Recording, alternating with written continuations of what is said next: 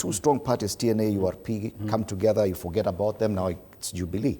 And do you see that happening to ODM, that once this coalition happens, that is the beginning of the end for ODM? At least the character and DNA of that party that we've known that way. We're just looking forward to another dissolution, and because William Ruto has always been for one big monolithic party like the Communist Party of China. Actually, as I said earlier, and picking from where Kipto has left it, what will happen to ODM, and that's why I'm saying they have to be very careful the way they manage these transition issues, is that as they negotiate for their 50%, the coastal team will be negotiating out of that 50% what is our share. The Western Kenya will be negotiating out of that 50% what is our share. Nyanza. And if that is not properly managed, because the balance will be for Nyanza, if that is not properly managed, that will be the start of the downfall of ODM. You are likely to find one only out of the 3 blocks, one joining the Kenya Kwanza, and the rest going to different directions. And as he said, and that has always been my fear, and I pray that it doesn't happen.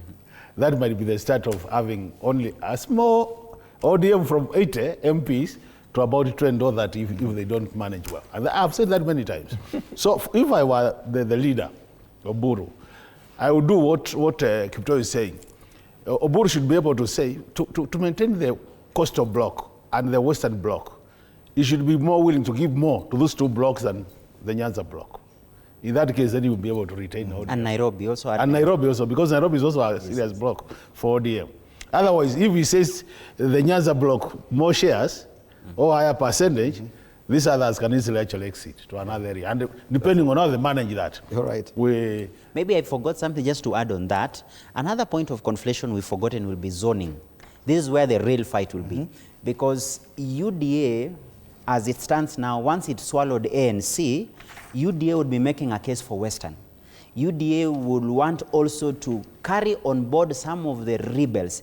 Actually, the biggest rupture for ODM will be in Nyanza, because Raila had a stranglehold over Nyanza, especially when it comes to election of MPs, governors, and the rest.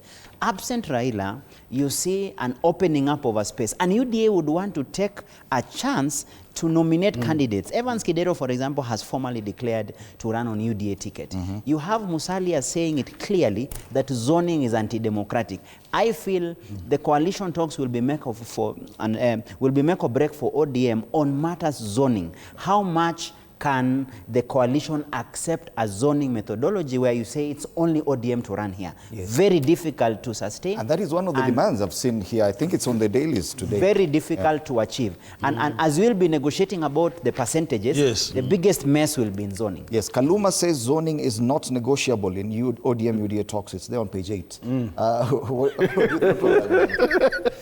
Okay, that is why I wanted to begin by saying that I do not foresee dissolution of ODM.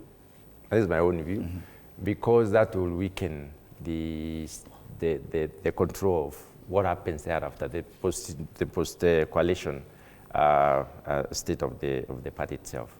Why do I say that? Because, and again, I also do not see 100% available for sharing, because the intention of merging or forming a coalition is to win the election and then form a government. If all of them are very clear in their minds that they want to win an election, we must have more of others in.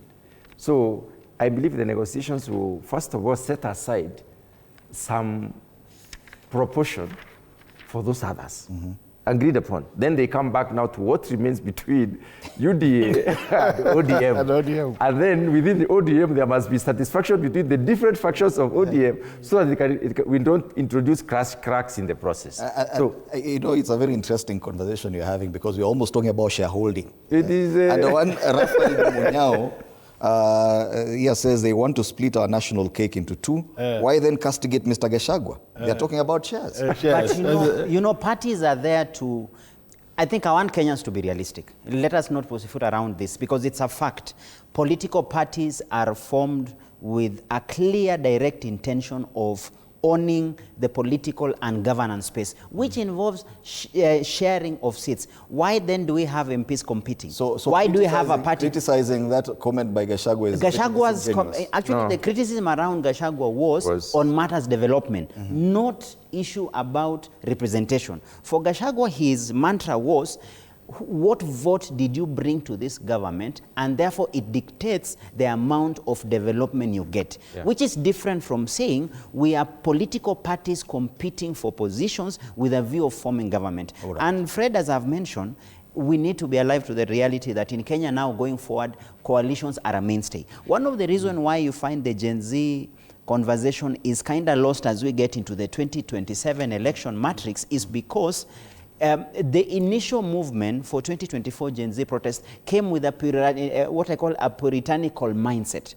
For them, they say they want a complete break, completely. We want to completely be different from what the current politicians are. But you forget they are the same politicians who successfully run elections. You cannot just wake up today. I cannot wake up. How do you think the two of them have been three-termers? You think they just wake up and it was just magic that they were elected? No.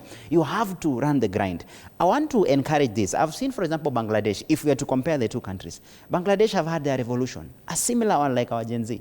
They are now going for their elections in the next few weeks because it is in this February they are doing elections. What really inspired me was their student-led movement, that after they were able to deliver the revolution and Sheikh Hasina was thrown out, and they were lucky that the army did not take over.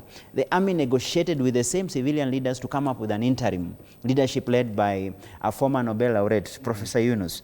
And what this interim government has done has just to organize elections and come up with some amendments. But what inspired me is that the student-led movement were realistic to the fact that there are new kids on the block on political matters. The main party had been merged, had been banned, but there were other major political parties. They ended up joining a coalition.